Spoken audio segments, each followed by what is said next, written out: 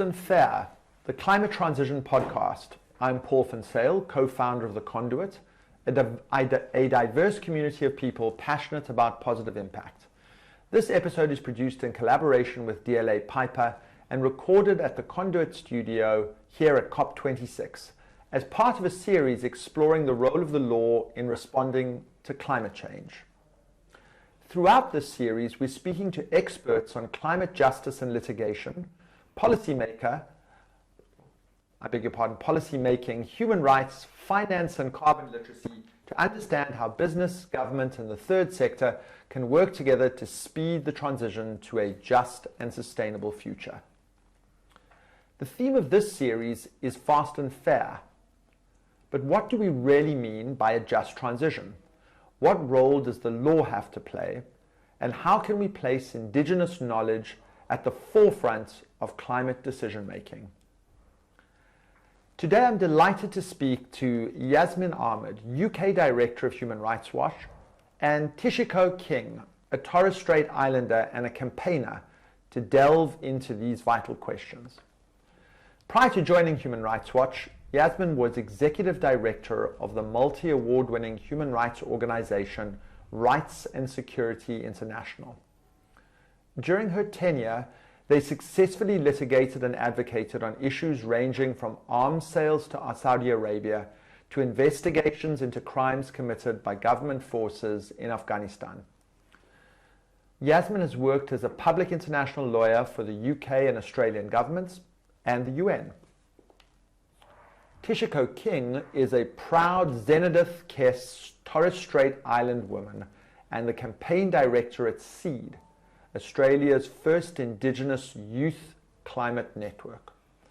During and after her studies in ocean science at Griffith University, Tish, as she likes to be called, has been actively involved with local grassroots organizing environmental groups across Australia and overseas. Tish believes in working towards a sustainable future for First Nations by rebalancing the human-nature interaction central to the culture and traditional practices. Yasmin, we know that climate change is the most significant global threat to human rights we've seen in our lifetime. So how are climate-caused natural disasters already exacerbating inequality and human rights crises? That's a very good question. So you're absolutely right. It's central to our consideration of the challenges that human beings are going to be facing over the next century and beyond. Human Rights Watch has done some really important studies looking at the intersection of climate change, particularly for vulnerable communities, and already marginalised communities. So we've looked at the impact of climate change on Indigenous communities, on people with disabilities, and also on the elderly. And what we've found time and again is it only serves to exacerbate the already existing inequalities and human rights concerns that these individuals face.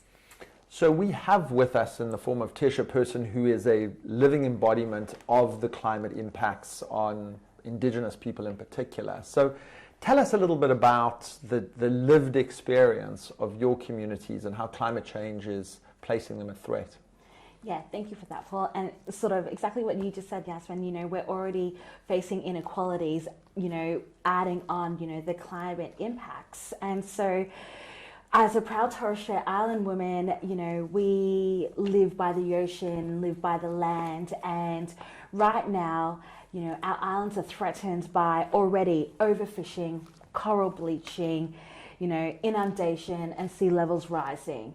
But, with the added, exacerbation of the climate crisis, it's been more detrimental to, our cultural connection, our history impacting, our lands and islands. And so, like you just said, Yazin, it's more than just, climate. It's the inequalities that still exist for those marginalized groups, First Nations groups, Indigenous groups globally.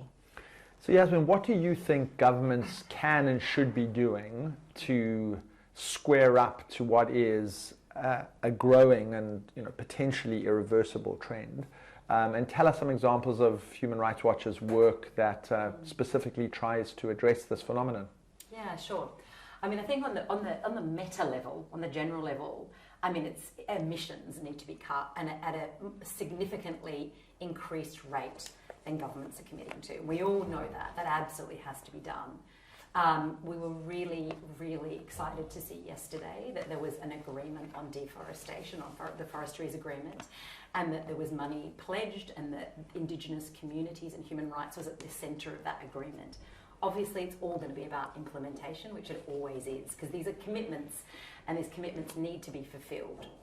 In terms of the work of Human Rights Watch, so in addition to highlighting and working with grassroots and global communities who are calling for this same thing, we've also been working with communities, particularly in Canada, looking at the impact on those communities that I talked about previously, so persons with disabilities, ageing communities and Indigenous communities. And what we're saying is that governments on a more micro level need to have proper and adequate systems to respond to what we know are devastating crises that are arising from the climate. So we had the extreme heat wave that hit Canada earlier this year. Over 500 people died. And I think it was about 75 or 65% of those people were over the age of 75. So there was an incredible impact on ageing communities. But what we're seeing is that governments, and particularly in this example, the Canadian government, was not prepared for this at all. And neither were the kind of regional governments either. And so what we're saying is that not only do they need to be prepared for this, but communities that are impacted, so the communities I've been speaking about, need to be at the heart of the response. They need to be consulted with, and they need to be the ones determining what they need and how we should respond. What we see time and time again with our research is that, in fact, Indigenous communities are the solution to the problems in relation to climate. They can unlock that in so many ways. They have solutions in how we should respond. And they also are, for example, in relation to deforestation, they're our guardians. Studies have shown time and time again that Indigenous communities protect. They are the best protectors. But unfortunately, they're the ones that are often subject to human rights abuses in relation to their not only just accessing their land, but also trying to protect their land.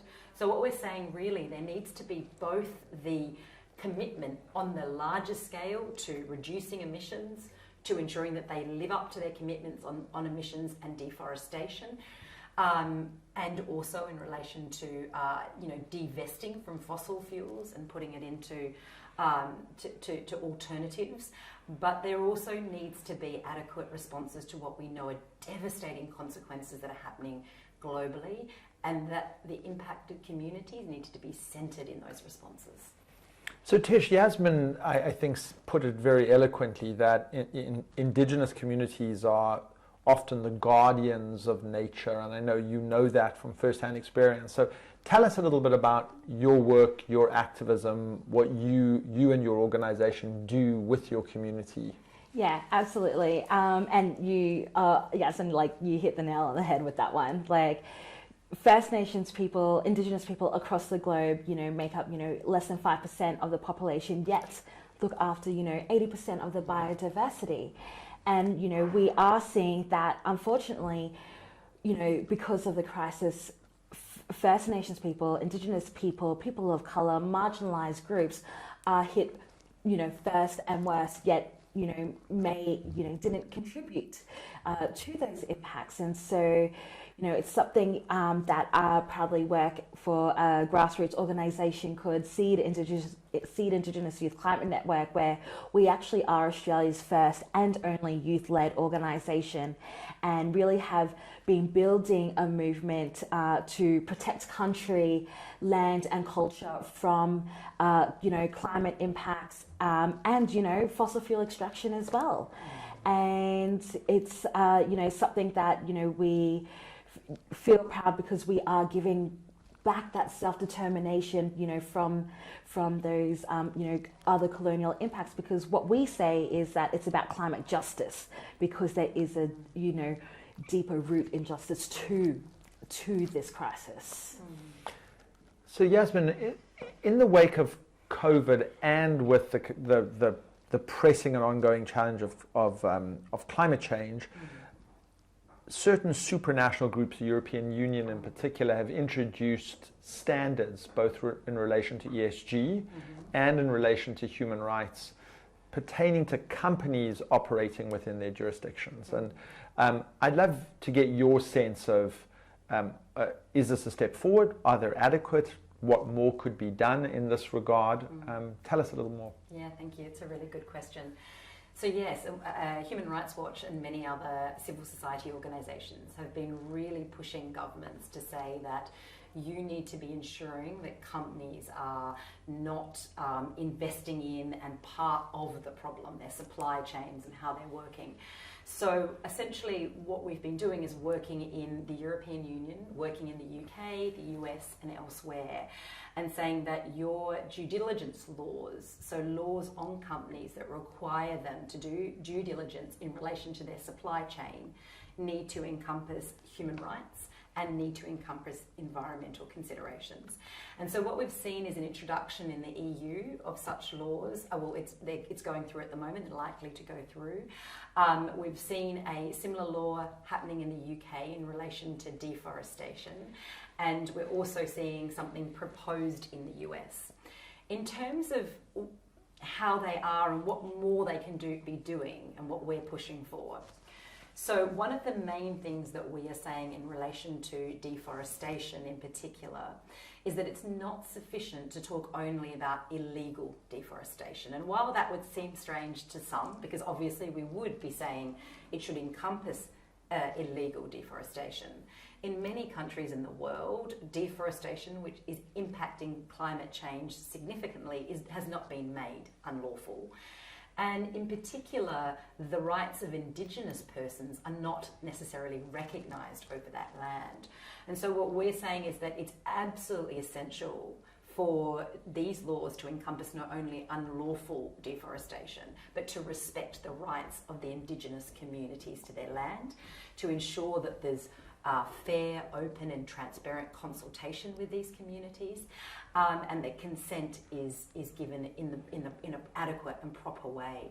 So what we've seen in the US is some really interesting introduction of what this could potentially look like, whereby there would be a designation put on certain countries who are deemed to be at risk of being implicated. And so in order to determine who would be at what are at-risk countries, and this is the key, there would be consultation done not only with the government but with civil society, Indigenous communities in those countries to determine the extent to which they are at risk and deforestation is at risk.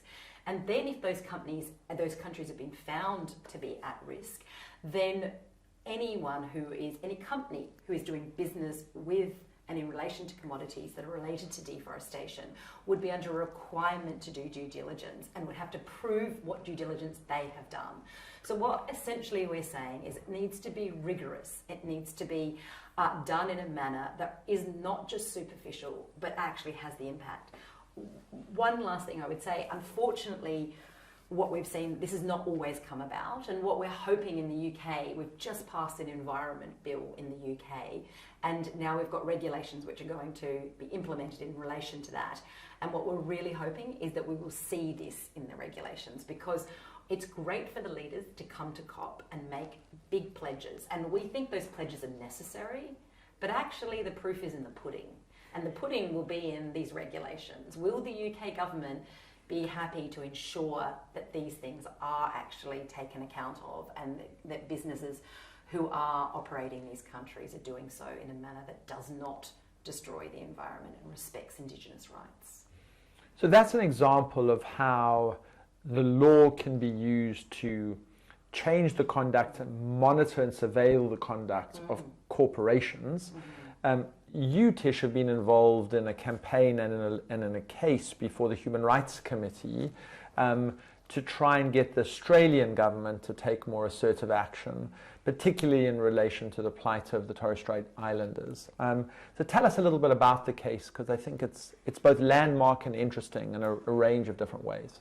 Yeah, absolutely. So for folks out there, the campaign is called Our Islands, Our Home, which is a incredible collaboration with our incredible lawyers, Client Earth in the UK, Seed Mob, where I'm at, the GBK, the Land and Sea of the Torres Strait Council that govern like the native title, and the incredible 350 Australia, who is supporting the 8 Torres Strait claimants who have taken a case with the United Nations Human Rights Committee for accusing Australian government for their lack of inaction to reduce their emissions. And so, with these changing shifts with the environment, it's not I want to say it's not a shift anymore. It's a crisis because the urgency is now, because they're being impacted now.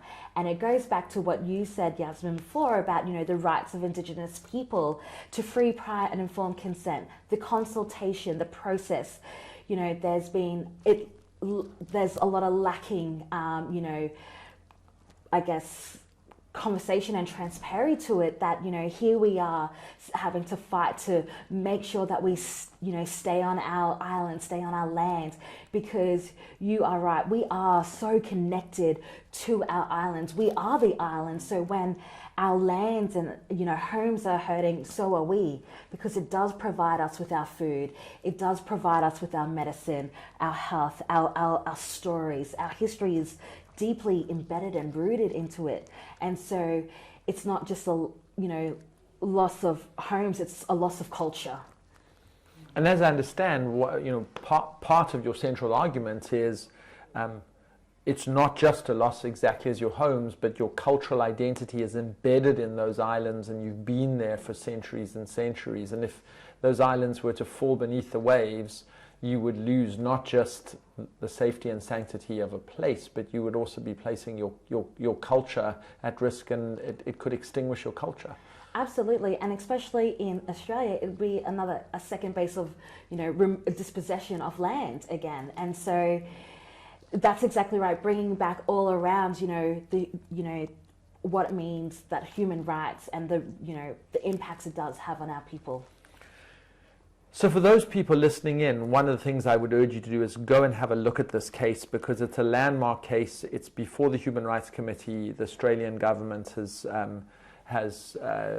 not fully and adequately responded, at least in my personal judgment. But it would set a really important precedent if you were to win on behalf of Indigenous people, but also in terms of formulating a right under human rights law to think about the rights and interests of future generations and the cultural rights of Indigenous people. So to that end, Yasmin, I'd like to ask you, everybody has spoken about the climate-induced population movements, tens of millions of climate refugees. And the Torres Strait Islanders are a case of where you may have an entire people having to move from one place to another because they can literally no longer live in a place where they've lived for centuries. And amplify that across Bangladesh and a bunch of other vulnerable nations, you can see a trend. So what are the current legal protections afforded to climate refugees, and what more could be done to protect the rights of climate refugees? Yeah, it's a very, very good question. And I think you're absolutely right that, it is particularly from within Human Rights Watch, it's something that we are also obviously very focused on, looking at how do we respond globally to the fact that the climate change is going to mean that hundreds of thousands, if not millions of people are going to be displaced from their homes. So I would say, the first thing I would say is that we have a really worrying trend that is happening globally, and that relates to the system of protection of people who are seeking refuge. And why that's relevant is because the protections that already exist for people who are seeking refuge from persecution are being unpicked and undermined as we speak. So you only need to look at what's happening on the border of France and the UK in Calais, or at the pushbacks that are happening in Greece, or the people that are being offshored in Nauru, to see the fact that the global community is not responding to the crisis that we have now in relation to refugees and migrant communities more generally. And we are very concerned about what that is going to mean for people who are seeking refuge from climate-induced concerns.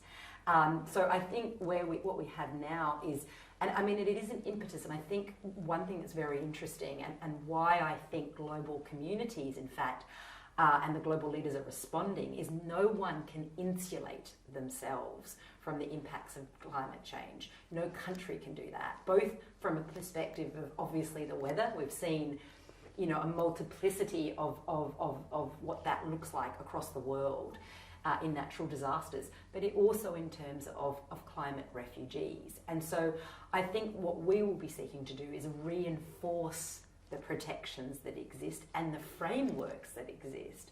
But the global community needs to make sure that there is adequate protection and safeguards and prior planning. What we don't want is people to be displaced and leaving and having to leave in a way where they're evacuating at the last minute.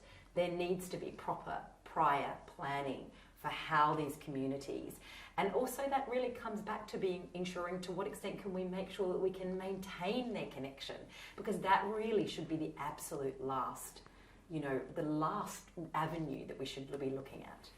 So I'm going to ask both of you the following question, and you may have variant takes on it. But I think one of the challenges with climate refugees is that, and climate and the refugee law, is that the protection of refugees historically has emerged from a sense that people are either being subject to persecution, genocide, war crimes, crimes against humanity, subject to war. They are the victims of human malevolence.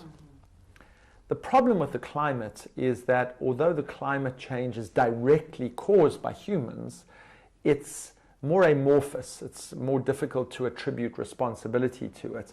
And therefore, it's more difficult, both in legal terms, I think, but also in human terms, to build up the sort of sympathy you have for climate refugees that you may have for refugees fleeing Syria or the Holocaust or other contexts where we're able to get a greater sense of human traction.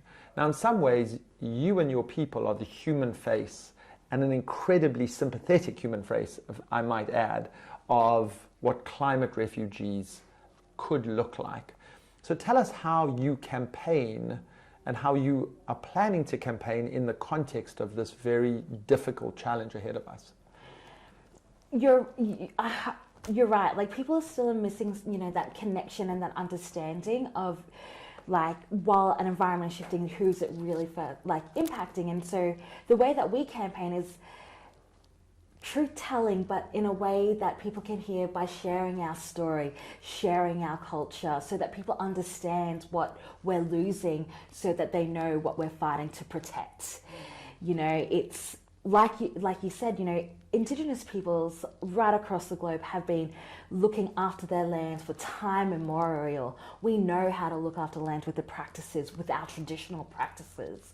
And so, you know, with all of this, it just, I guess it's about sharing that, implementing back into systems, you know, embedding that back into, you know, Western knowledge, so that, you know, we are bridging that together to create that sustainable future, sharing our culture so that together we walk shoulder to shoulder, you know, in this fight for a future for all.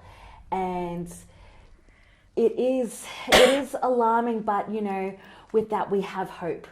You know, we're showing our strength and resilience, and that we are continuing to fight and stand up proudly, and, you know, keep fighting for culture, for country, for our homes. So Yasmin, how do we unpick this problem in legal terms?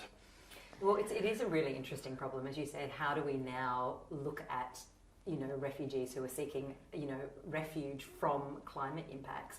And I think it's excuse me, going to require a considerable rethinking of the protection architecture that we have in the world.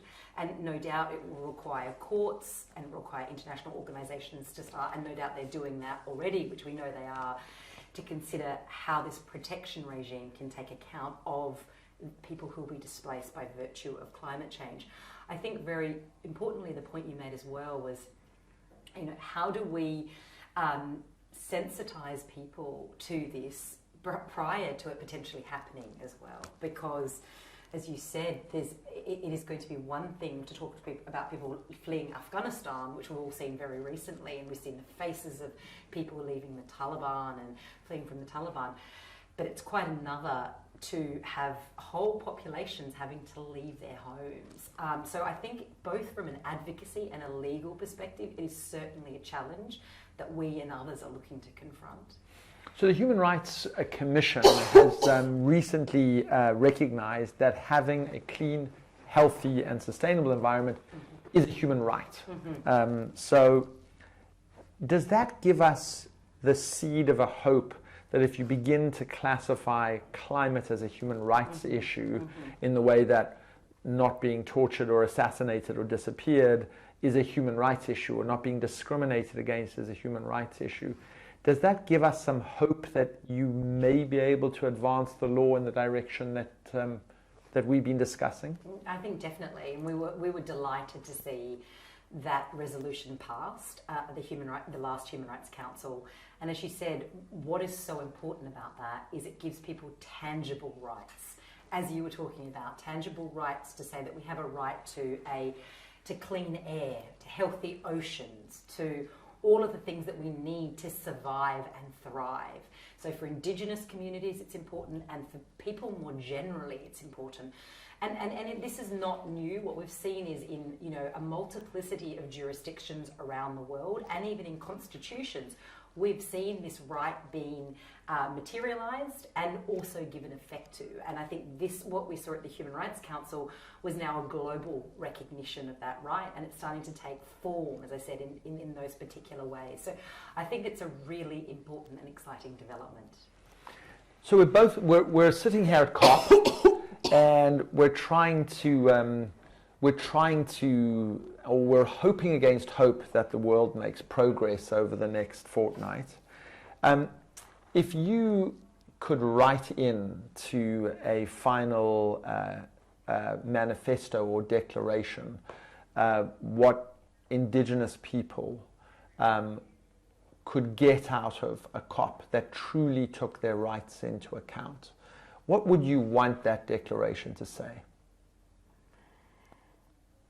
That Indigenous people have a right to say what happens to their land, that they have the rights to decide, what happens to it, and can live and grow off it.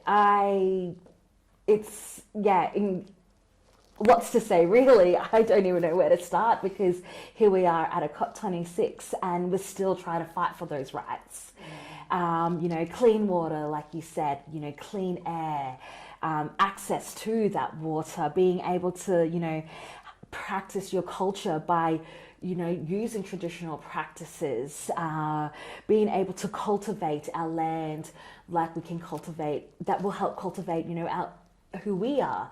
As I often say that we are country, and so if we look after country, we are looking after ourselves. And so we are at a crucial time in our lives right now, and the way that we are occupying this planet is just not working anymore.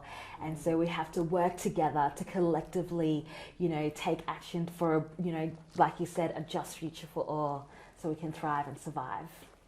So Yasmin, 20 years ago, Human Rights Watch probably didn't put climate at the top of its programming agenda. The inverse risk is now potentially true, that climate is at the top of everybody's agenda and human rights slips down the agenda. So if you were to, in that same COP manifesto, insert language, but not just language, also meaningful action and meaningful protections around human rights into the climate conversation, What would you want to see the leaders of COP say about the intersection between human rights and climate? Well, first of all, the acknowledgement of it, and I think what's very clear from this and other conversations that I've had with kind of global policymakers and leaders is that we've got to a stage now where most people have recognised that we have a climate crisis. The second stage is looking at how we centre and how human rights are part of that, and what that means for us as humanity. And I think first and foremost, I would say to those leaders now who are signing the agreements, who are looking forward, to say that the communities that are going to be impacted, that are at the heart of the climate crisis, both by virtue of impact, but really importantly, by virtue of the solutions, that they are centred. What we've seen again and again, and even in relation to the really exciting forest agreement, for example, that was announced yesterday, Indigenous communities were not consulted and were not at the heart of that agreement until leaders and until the world sees that Indigenous communities, people with disabilities, ageing populations who are experiencing this on the front line, who have the solutions to the problems, are at the centre of the conversations. We are not going to be able to move forward. It's about, and I think you said it beautifully, it's about also humility. We've come full circle. We thought we had the solutions to the world and that we were progressing. And what we have to be now is humble and recognising that in fact the solutions may lie elsewhere, and they do. And unless we bring the people with the knowledge into our conversations and centre them, we won't move forward effectively. It's been such a great pleasure speaking to both of you, both in terms of your activism and the work that you do, but also to so eloquently bring both a sense of the human costs of the climate crisis, how those need to be recognized. But as you've said, in recognizing the human costs and giving voice to people who are too often marginal and invisible, you also can tip over to some of the solutions that are going to take us there. And I think that leaves us on an appropriate note of hopefulness. So thank you both. Thank you. Thank you very much. So thank you for listening to this episode, produced in partnership with DLA Piper. Feel free to subscribe, rate, and review. This podcast is available on all major podcast platforms on the Conduit Conversations channel. For more information on the Conduit and our community of changemakers, please visit theconduit.com. DLA Piper is committed to making business better by helping clients and communities transition to thrive and DLA Piper is committed to making business better by helping clients and communities transition to and thrive in a more sustainable future. To find out more, please visit dlapiper.com/SESG. Thank you.